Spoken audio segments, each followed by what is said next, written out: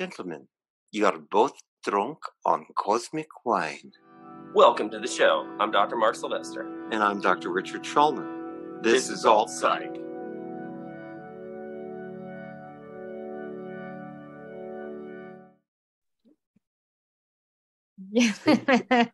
We're live on tape. Yay! Welcome to the internet. Have you ever been here before? Been here once or twice before. I hear you're a resident professional. It's my honor and privilege to welcome you to the electron space that is the Zoom. Dr. Lida Fatemi, thank you for being here. It's quite the catch, because I feel that we are kindred spirits, and talking a little bit beforehand, I like to think have a similar background, but why don't you tell our viewers how unsimilar our background is? First of all, thank you so much for having me. I'm so grateful to be here in this wonderful, beautiful space that you've created. Virtual. I mean, that's amazing that we can do this, right? I mean, we have to have our gratitude for technology too. And so, yeah, I'm from Iran originally. I don't know if you guys know, there's a lot of things happening in Iran, a lot of opening of old wounds coming out about human rights violations that I lived under for the first 14 years of my life. And it was a theocratic dictatorship, the epitome of marriage of state and church. Stay away from that at all costs possible, because it's anti-human is really what happens. And a lot of countries struggle there in that department. Yes. And so right now it's the cry for freedom, which is really cool because it's a women started this whole movement of revolution, evolution. It's evolution of consciousness, and shedding of the old skin is really what's happening. But in the meantime, a lot of people are dying and tortured and raped and all those things that are, really hard to see and, be connected to, because it is my country. But came to America as a teenager, went straight to a American high school, didn't know any English. That was fun. But that was fun, yeah. Yeah.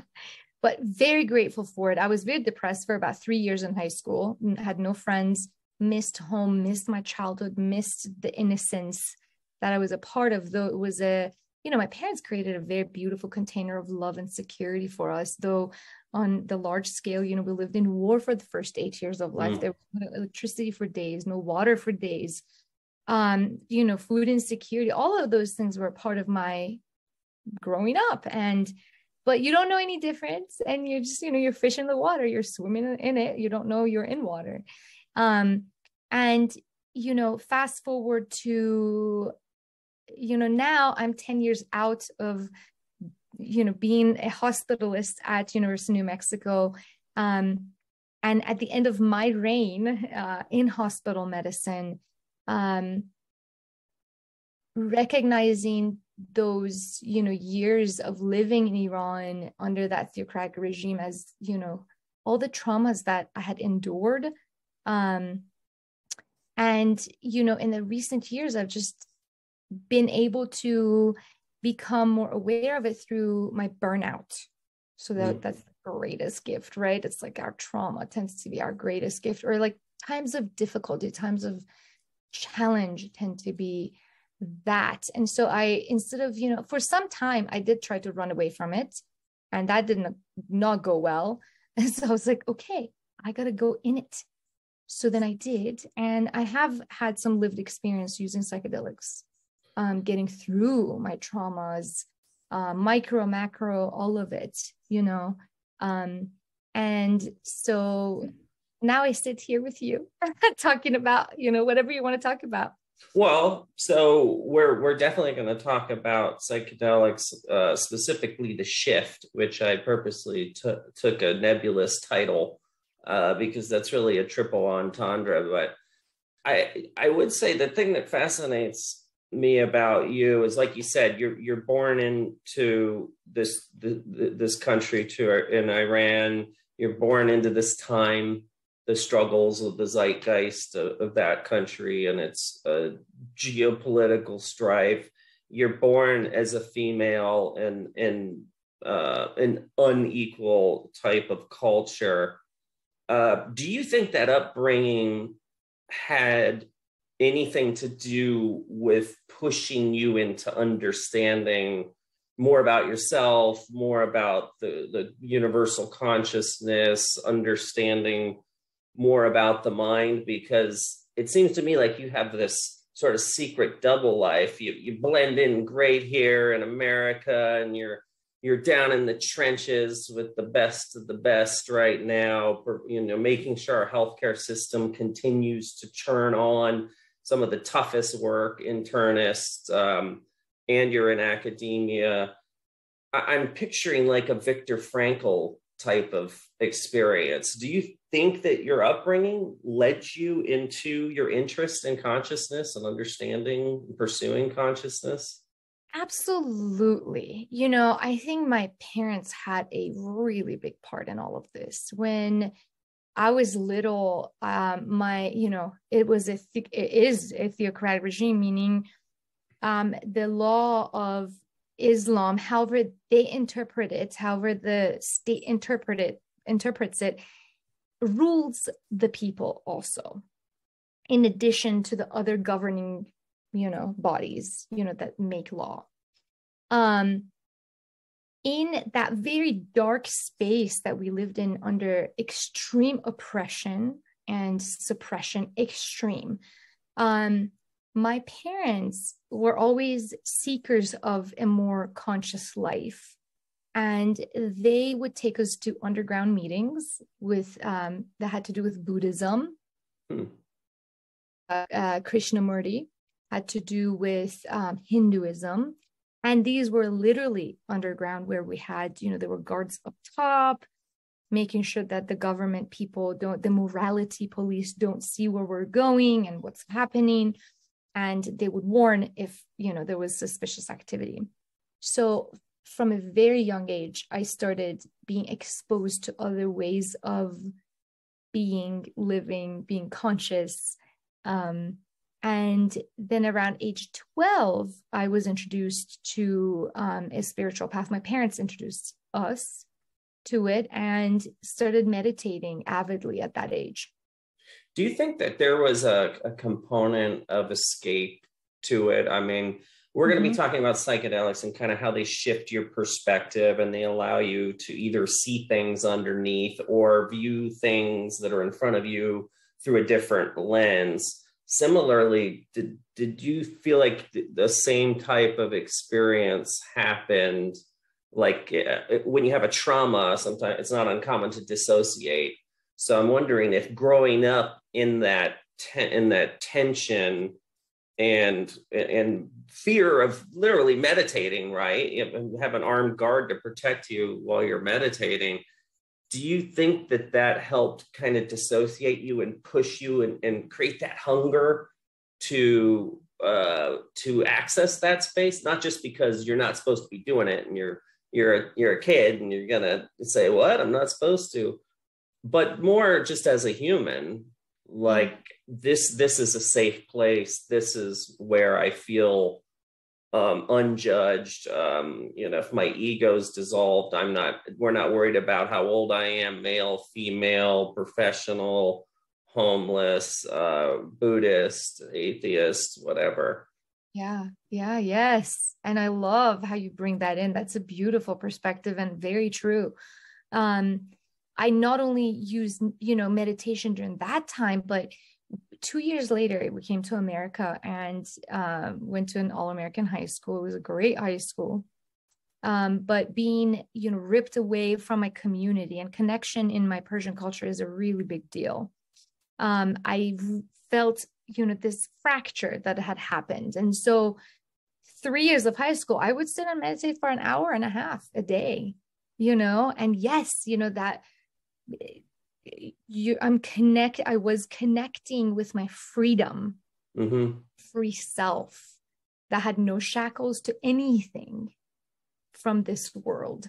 that could fly away whenever she wanted to and absolutely be whatever she wanted to be, an animal, a bird, whatever, just a little sparkle of light. Yes, there's quite a freedom in that, and knowing that in that space you are free. I think that was a really beautiful thing that I learned about the inner work, yeah. Well, and fast forward a little bit, because that little girl grows up into a professional woman with less constraints that society's imposing on you in a lot of ways. But there's still that eager curiosity about you that fascinates me, because people are tired, they're burnt out, generally unpleasant. Certainly the anxiety and the fear that's palpable in the air is affecting everybody. And people like you that can remain the calm in the center of the storm, that are actually energy givers when so many people are just craving and hungering energy in any way, shape, or form that they can get, basically. You're still able to access that. You're still able to go to work, do the hospital job, but then also hold space for connecting with your patients on a very personal level, on a sacred level, on a spiritual level, especially with moms. You mentioned that you could relate as a single mom trying to balance all of this, but then also put yourself first, right? It's hard to remember to put the oxygen mask on yourself before your child. Yeah. How do you do it? What's the secret to life? Oh, man. Our viewers want to know. Okay. Conscious life practices. That's the secret. And that's what I learned after I ran myself to the ground for many years, right? And subscribed myself to really the abusive system that sick care is. It's not health care, it is sick care. So I think, having gone through the traumas that I've gone through and the oppression and all of that, it's really interesting that, I don't know, it's part of your subconscious or conscious. You may have a lot more perspective on this, and I would love to hear your thoughts on it, is having had trauma, you are more prone into going into fields where the same constraints, because it's part of your pattern and it feels comfortable and it. So you go in it. Look, I know how to thrive in a system that's abusive. Thrive. And I made the hospital system thrive, in ways that when I look back, I'm even surprised, Yeah. But I understand systems very easily and very quickly. And I'm like, oh, I figured it out. I'm like, okay, this is what we need to do this and improve that. And, but I do think that has a lot to do with my past patterns of trauma, or my micro traumas and cultural traumas and givings, So, to go back to your question of what is the secret? The secret is, a fewfold, I would say, is want. I wanted not to be burnt out. I wanted to have this vital energy force within me all the time.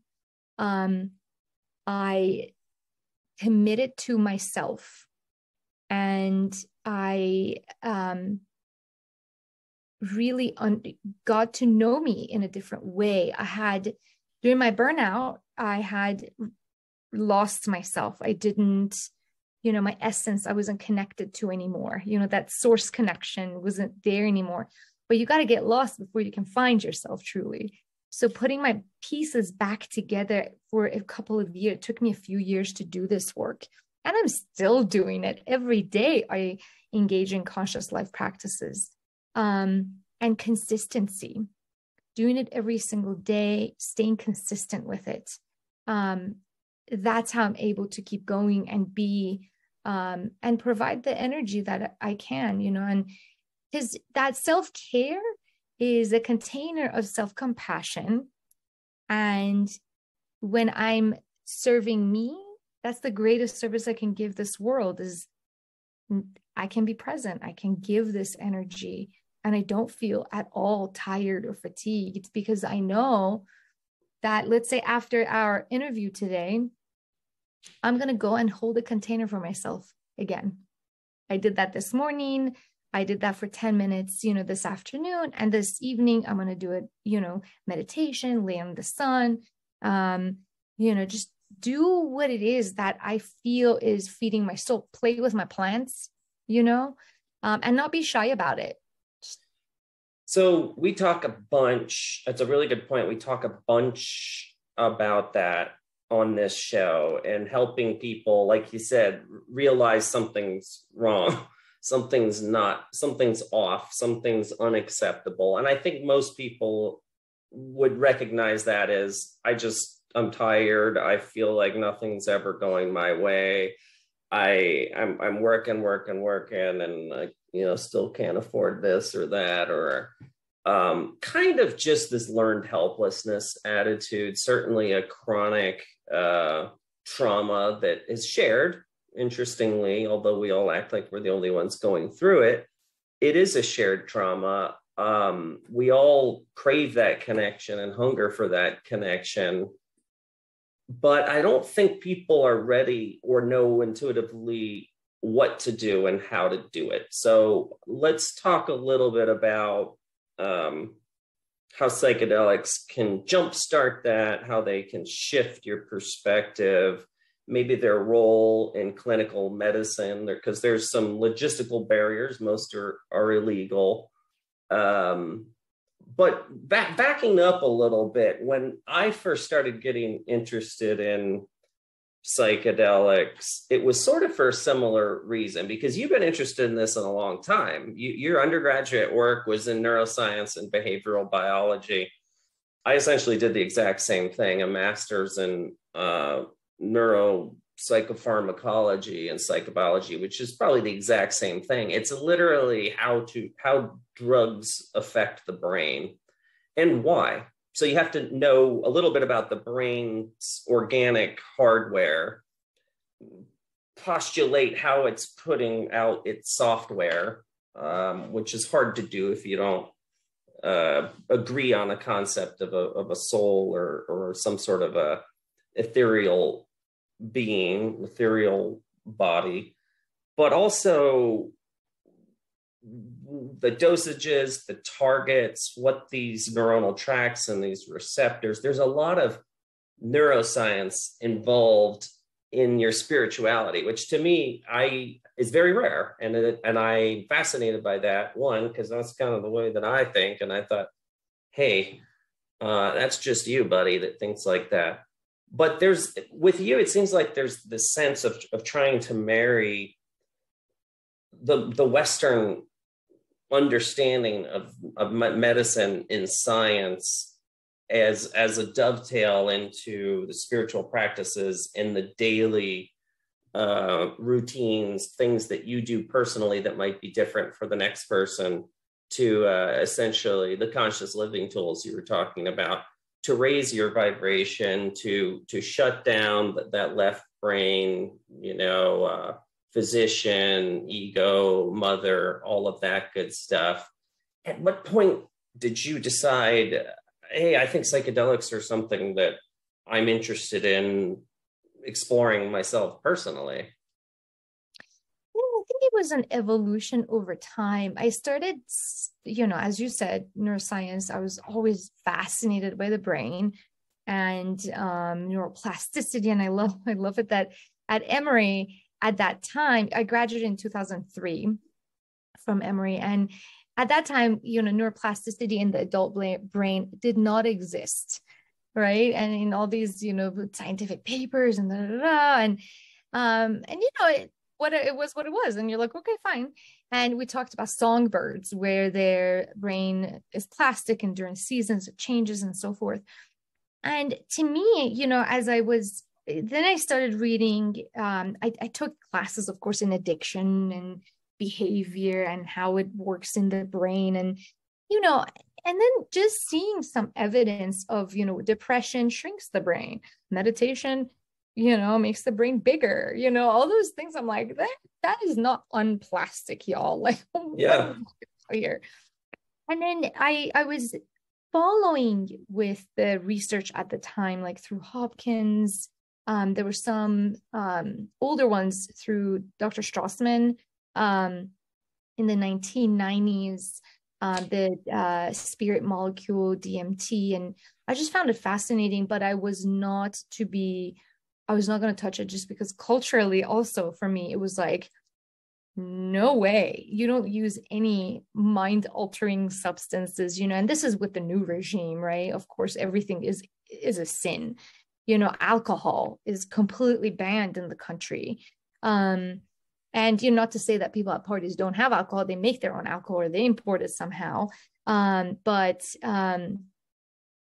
my Zoom just did something funny. You zoomed on, zimmed. Okay, there we go. When was it exactly? I think it was when I just didn't see any other way. And I had learned that there are other ways, like, and why not? You know, and that's when my husband and I, you know, he's my second husband, and we met in residency. And we started talking, and he studied neuroscience at UC Davis. And very, you know, well informed. We started talking about cannabis, and cannabis was a big deal for me. Like marijuana was like, what are you talking about? You know? And, you know, with marijuana, I started, you know, experimenting and seeing how it makes me feel, you know, as a tool to look at myself from a different angle, not to like lose my mind, you know, although that if you're doing that, that's great too. But to really get to know yourself from different angles. I think, you know, the spiritual path that I've been on is about path of self-discovery. And I believe that source is always trying to evolve. And if we are tapped into our own source and we are in alignment, then we want to, our consciousness is constantly trying to evolve. And if we constantly say, no, no, no, then we're creating these blockages in our own evolution. And so having, you know, carried some of these spiritual practices, thoughts, you know, with me, it really helped me in this realm too, to be more open-minded, you know, and, you know, I've had some difficult experiences with psychedelics as well. And I think that should be absolutely talked about also. You know, I was with, you know, supervision and, you know, in a legal setting, because in the US is not legal. There's some South American and Central American countries that it is legal, or there's just ambiguous. It's so part of their culture that just doesn't, the law is, it's not even part of the law, you know, they don't talk about it. So, but, you know, through that, I was able to really move through my fears and my anxieties and see them for what they are, and that they're not a part of me. It's actually, I'm the eye of the storm, and, you know, all of this is happening out here.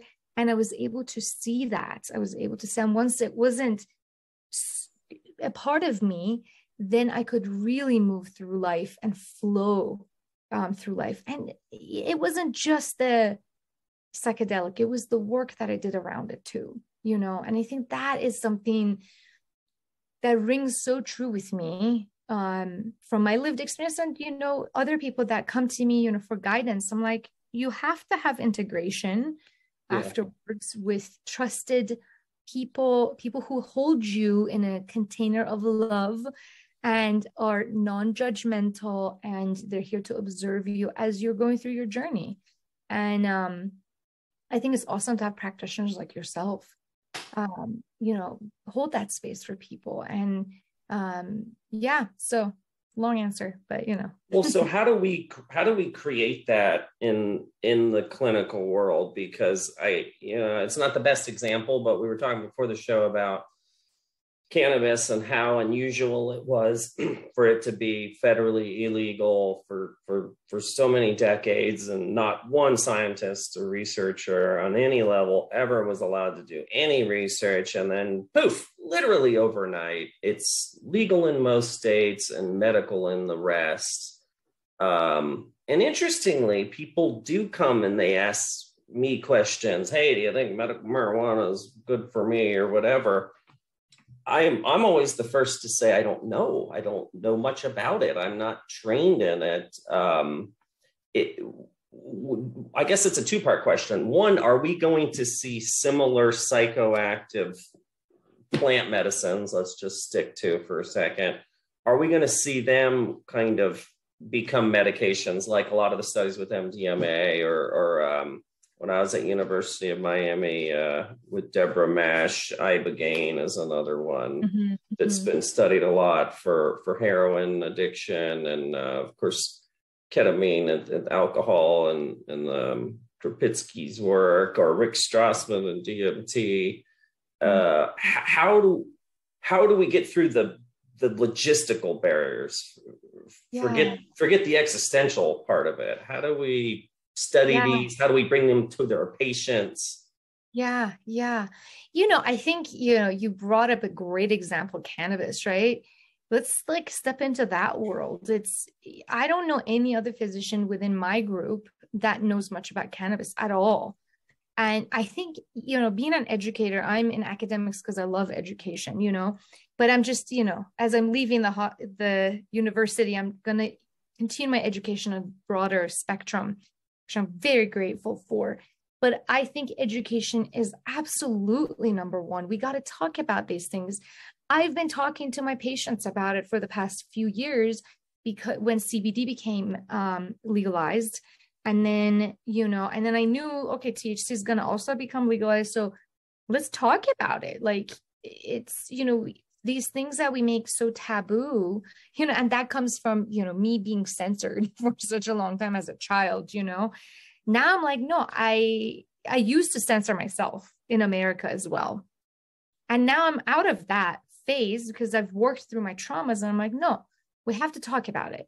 Let's talk about it. How much CBD do you use? Do you use CBD? I have no idea what it is. Okay, so if you go to the dispensary, if you use it with opioids, it actually enhances the mu receptors, and it can actually bind better. And in the brain, pathways, it works better. Here are the ratios, 20-1, 10-1, So the part of what I want to do is that, educate the masses on how to use these as medicines. And, so that's the cannabis part. The rest of these molecules, we're seeing ketamine being extremely regulated, which I'm all for. I think that's fine. I think when we get to the more ancient medicines like psilocybin, peyote, mescaline, when we get into that, or maybe ayahuasca, I don't have a lot of experience or knowledge about ayahuasca, like small amounts, just because it's so culturally ingrained in certain cultures. And I think that's where it needs to be happening, But as far as psilocybin, let's just give an example. Recently, a pharmaceutical company came out with the synthetic psilocybin, and which makes me concerned, because historically, up till now, the pharmaceutical companies have failed us because they put money above all. Insurance companies do the same thing. They put money above all. So when we're talking about human rights violations, I think there's a lot of that happens, but it's not on the surface. So people aren't having riots about it, Well, we're brainwashed in this country. One thing that almost universally anyone notices very, very quickly when they come to this country is that our television advertises pharmaceuticals. And that's something we Americans have been brainwashed and indoctrinated. And honestly, it's no different than Burger King or T-Mobile. And that is very rare. And it's very bizarre if you can step outside of yourself. I'm sure you noticed that coming here at 14, like they're advertising a food product, or, you know, go ask your doctor about this. And interestingly, I get more and more, especially over the last 3 years, more and more questions about psychedelics. Hey, you know, doc, what do you think about microdosing LSD? Mm-hmm. You know, Look, I don't know. help me with that. No, it's illegal. What do you think about macrodosing psilocybin? Like, yeah, you know, there's, as physicians, not only can we not legally obtain these things, with the exception of ketamine and cannabis now, I guess, some of us. How do we guide these people if we think that the psychedelic shift is something beneficial in their transpersonal evolution of their own psychology or their own trauma? Yeah. How do we get from A to B? Because I think there's tremendous potential, but here marijuana just flipped out of nowhere and it's sort of over the counter. And yet, like you said, now we have a drug like ketamine, which I have published a ton on. One of my business partners was doing it 40 years ago, and psychedelic assisted psychotherapy. So not the ketamine model that we see now, where it's, you know, shove this up your nose, it'll help your depression. It was a lot more of the set and setting, the transpersonal, like you said, holding non-judgmental space, keeping people safe, helping them integrate and post-process. It's part of a much bigger process than just going, even if you go to South America and do an ayahuasca trip, that doesn't guarantee that it's going to be the best set and setting, that you're the appropriate person, totally. That the shaman that you ran into totally. That was closer to the port isn't more of a charlatan than the one deeper in the jungle. Yes. No, I mean, you bring up a great question. I think this is something that we're at the forefront of.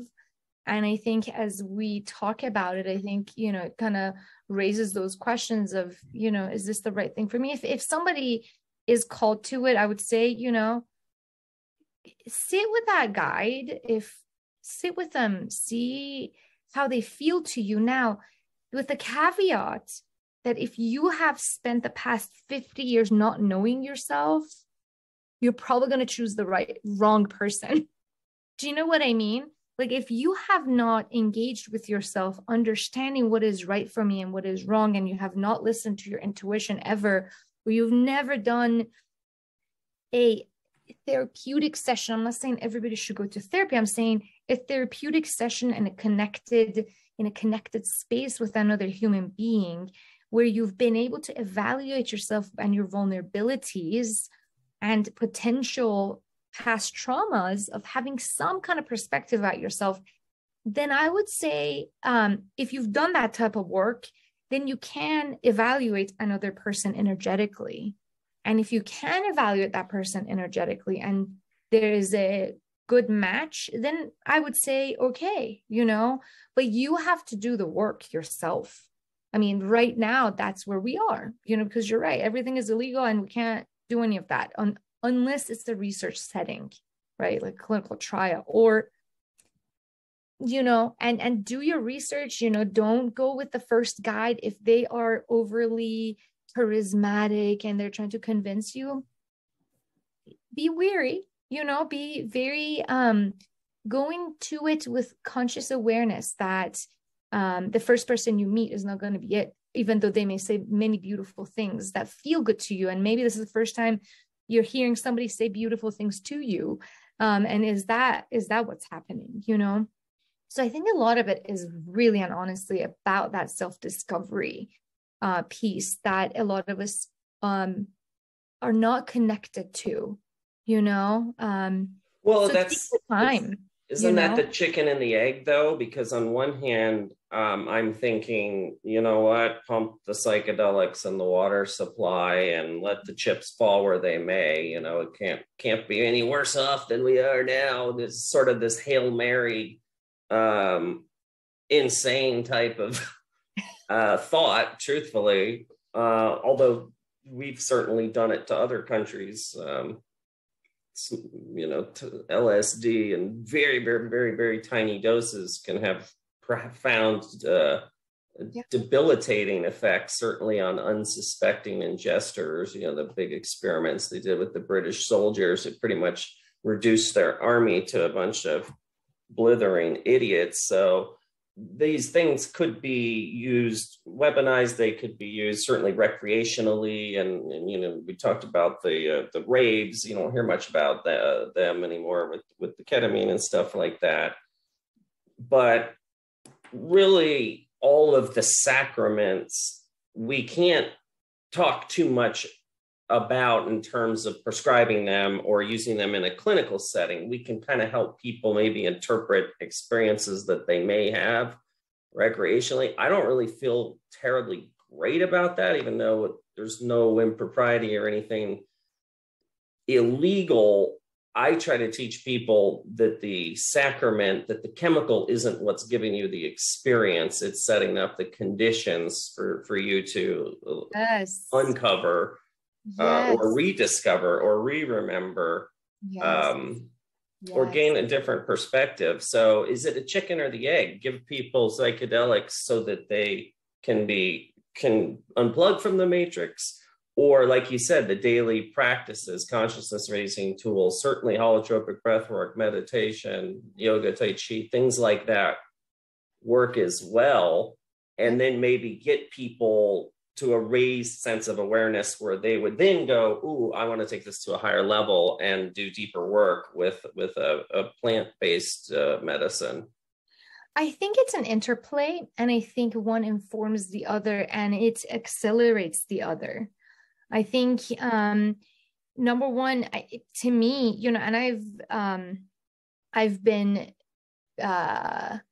able to guide people through in countries where it is legal, and the best outcomes have been the ones that have done the work before, been within a beautiful, loving container, and did work after. And that work after continues on. You know, it's like that, it escalates, and then it comes down, and it's like, you know, you're rooting in yourself.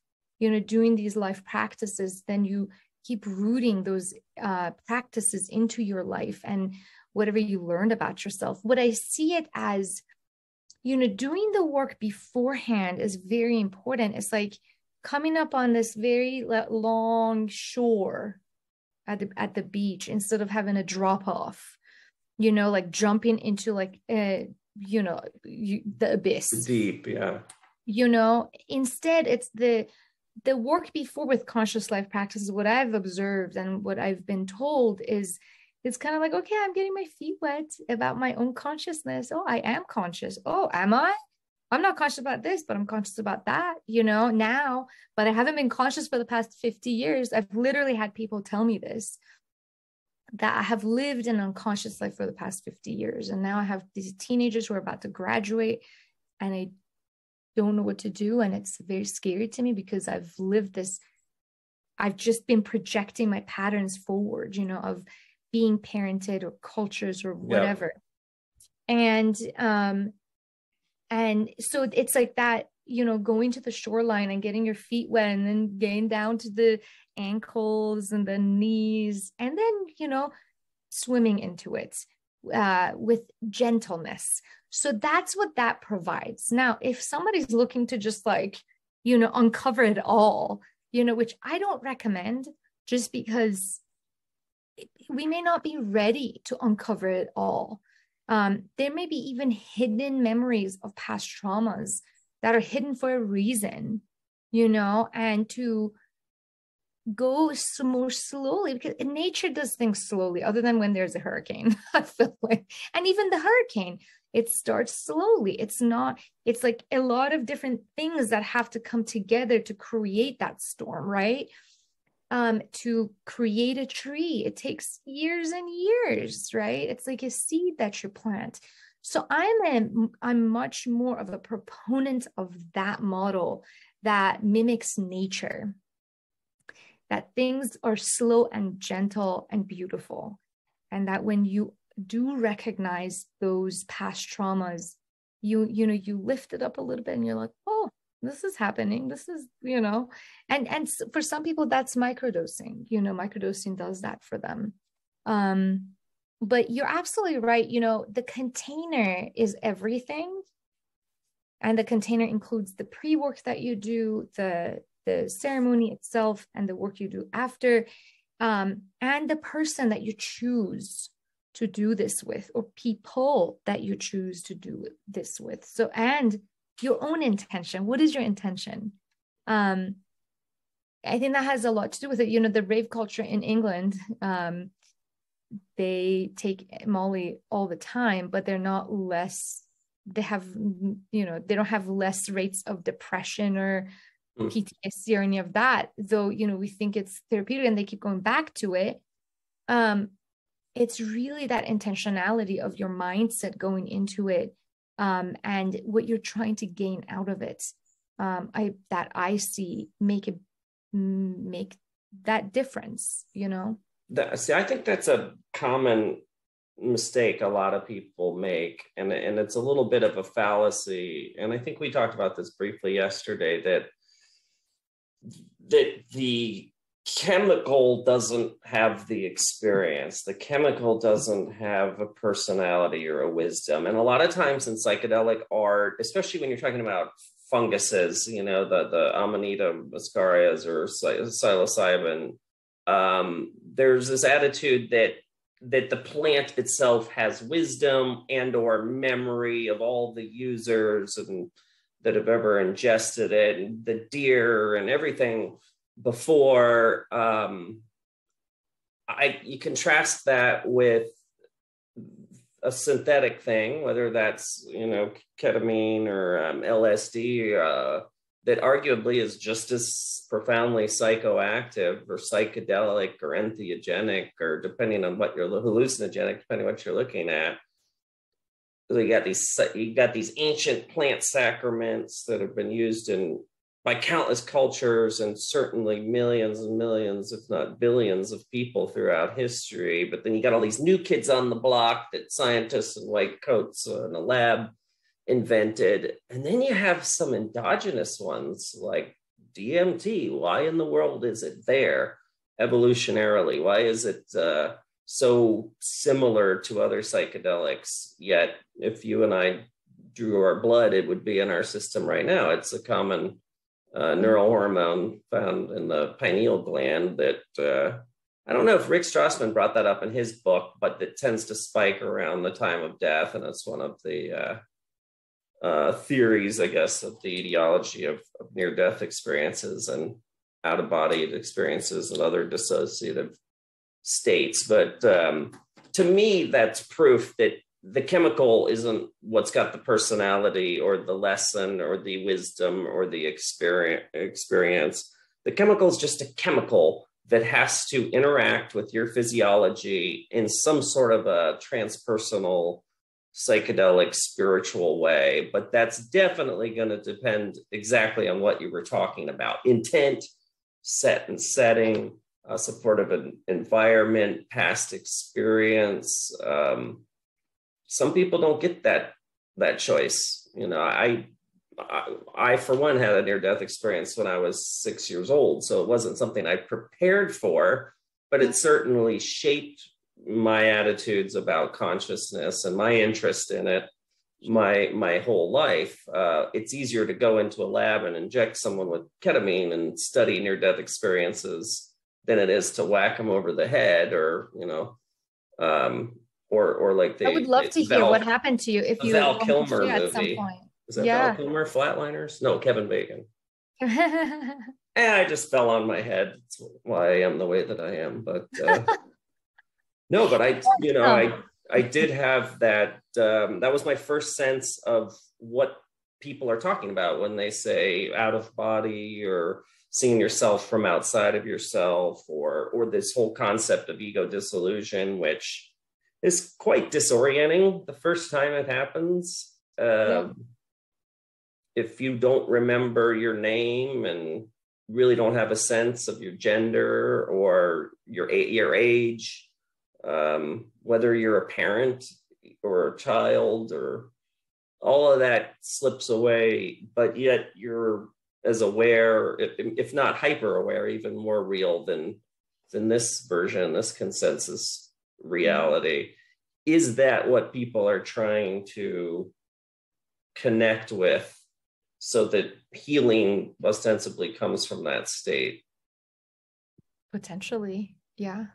I think, in that space, you see that it's the potentials are unlimited, and having unlimited potential, then you're like, okay, if that's the case, then I can pick and choose what I want to implement in my life now. And I was just reading a research about the default mode network and what happens, right? It's, it's not activated during these states where in a normal activity life, oh, I got to be on Mark's podcast at this time. I have my own podcast at that time. That's the default mode network working. And in these states, especially at higher dose, that state shuts off. On fMRIs, we don't see any activity there. And so this study had shown that after the mystical experience, after the high dose experience, the default mode network starts to reconstruct itself. And it's during that reconstruction that I believe when integration matters most, right? That's when your life starts. You're like, oh, it's like starting from a blank slate. And here you go. How do you want to paint on this, right? And you've been given all these different colors.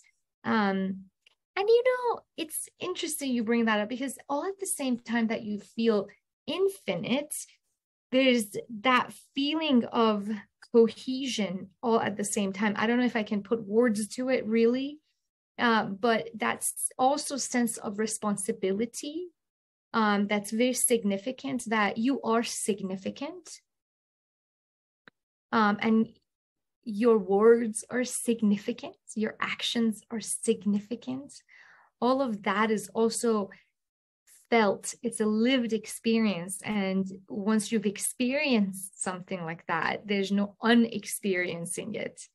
So I feel like that has something to do with, the changes that we see also. Do you think I get the sense that we're dawning at some new age, new period of self-awareness, self-discovery? I'm cautious saying that because I feel like so many people have said that so many times throughout history. But to me, in my lifetime, something unique is going on right now in terms of the disconnectedness from each other. That, what's it going to take to get people to remember we're all one, we all come from the same source, to connect more with their higher self and their spirituality? On one hand, you would have thought that the pandemic would have done that shared trauma, something that we could all relate to, but it didn't. It didn't work, and the feasibility of large-scale psychedelics and where all the consequences of that would fall, it seems impractical to find a solution to get people to wake up, spiritually speaking. Yeah, it's so interesting because it's as you're talking, like there's a lot of lights that go off. So I'm going to take one thing at a time. Number one is isolation. We're not meant to be isolated. We, in fact, when we are isolated, we go into the sympathetic overdrive. That's why, solitary confinement in the prison system, it is the worst punishment that you can give a human, right? And I love that we totally decided to erase that from us even knowing that, right? We know that evolutionarily, when, we're herd animals and one of us would get lost in nature, you're probably dead. So, our brain systems, their amygdala, the limbic system goes crazy when you feel in that type of a danger. You're like, I'm alone, I'm going to die. So what I saw, my husband and I talked about this significantly during the pandemic, knowing what isolation will do to us. And we predicted all of this as far as the mental health goes, the separation, separatism, and I think governments really like that because it gives them control over people, like having a nuclear family. No, we're supposed to be in tribes, and our children are supposed to have 4 caretakers per one. So that's 8 caretakers for 2 children, right? It's like not even a concept that we can wrap our heads around right now, because you're like, where am I going to get 8 people, right? But that's the reality of how we're supposed to be. That natural place where we are the happiest is within our community, connected to each other. Now, I also see that there is a shift in consciousness happening. Some of it is because of isolation. Some of it is because a lot of people that were super external and super stimulated with everything, they went internal. They're like, oh shit, there's somebody in here and I got to pay attention to her, to him. Yeah. Right. And so that was interesting to see. And what I see within my own country right now is an entire shift in consciousness where women are leading this. They're like, no more oppression, no more violations, no more. And I'm going to stand here. You can kill me. I don't care. And this is the new generation in Iran, from high school to like they're 30, 35, like to 40s. That's the generation that's like 60% of the country is that.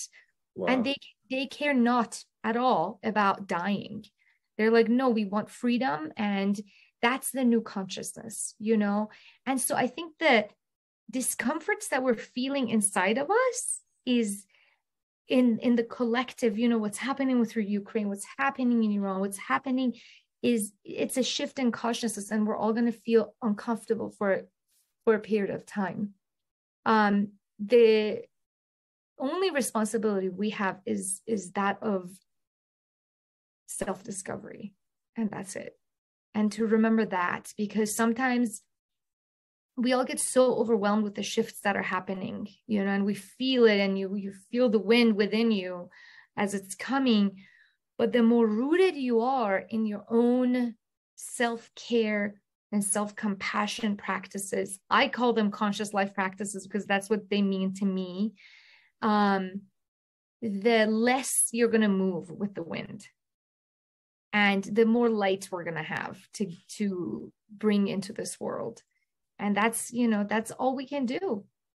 I can tell we're going to need to have you back for a part 2, because this is the holy grail of what we seek. And maybe the shift in the attitudes towards the psychedelic in general, maybe the use of psychedelics and medicine as it continues to evolve will be one tool, but I like a lot of these very concrete tools that people can use right now, to make sure that they're not isolated, to make sure they're not like in the fight or flight vulnerable state, to make sure they're not focused on their 24-hour news network all day, every day, because we didn't evolve to absorb 8 billion people's problems. Focus on the family, the calm in the center of the storm, your community, your kids, your school, and maybe we can talk about conscious life practices more next time. Until I love it. That would be wonderful. And can I put a plug to how to connect with people? It's very simple. This is part of it's in my blood. I'm Persian. Connection is who we are. Get to know your neighbors. It's simple. Like, smile at your neighbor. That's it. It takes just that. If you see a neighbor who's a single mom or just a mom, whatever, connect with them. Just say hi. Hey, I'm a mom too. I'm a dad too. Connect on some very, very simple level, on a daily basis. Like we see our neighbors across, we're like, hey, what's up, Lawrence? And then we exchange a few words of kindness and like, hey, how you doing? How's your day going? Simple. It's very simple to connect. Okay. It doesn't have to be this deep, crazy connection. Just start from small things. The other one that we actually implemented because we saw this coming within our neighborhood, we started having neighborhood gatherings. And, I was pregnant at the time. I have a 2-year-old and a 14-year-old, and I was pregnant with my 2-year-old, was like 7 months pregnant, and it was in the middle of the pandemic. And I'm like, I'm done with this bullshit of isolation. Like, this is driving all of us crazy, and it's not okay. And everybody's still afraid. But come on, like a year out, why are we afraid? We know the virus. We know who it's affecting. We know, anyways, being an internal medicine doctor, it's like, use your brain, right? And I was seeing the mental health effects, and I was like, okay, let's do something. So I got the biggest pot that I could find from a neighbor, and I made this huge thing of soup and took a ladle out, texted, all the neighbors, that I knew and had the number for, set up a little table, told them to bring their own bowls and spoons, and just like gave them a ladle of soup. And that's how we started. And so every like 3 months, we get together outside in somebody's, backyard, or not, on the street, on the cul-de-sac. Another neighborhood started doing a similar thing, and they bring a food truck out like every Sunday, and they all hang out around the food truck and they have food together. There's no agenda. You're just being, and you're just connecting. And in fact, it is making you so much healthier. Look up the Rosetta effect. It is an incredible study that shows community solidarity around just being together. Food in an Italian immigrant population up in Pennsylvania. The study is a 50-year-long study looking at all-cause mortality, primarily looked at the cardiovascular death that was decreased 35% in this particular community, who was smoking, drinking, eating all the pasta, all the things we're not supposed to be doing, but they had social solidarity, and that's why they were able to keep their mortality rates down by 35%, cardiovascular mortality and all-cause mortality. Yeah, and it's all connected just to our overall sense of connectedness, health, and mental health and well-being. That's it. But I will put a link in the description below, not only for the Rosetta effect, but also so folks could check out your website, drlida.family. Because we're all family. Because we're all one. See, you get it. Yeah. I'm so grateful that you took the time today for us to wax poetic and solve the world's problems right here. Right here, right now. Right here, right now. Thank you so much for having me. Yeah. I hope we could do a part 2. Absolutely. Let me know when. I'm more than happy to. Oh, well, it's a pleasure having you, and we thank you again. We look forward till next time. Until then, so grateful. Be well. Thank you. You too.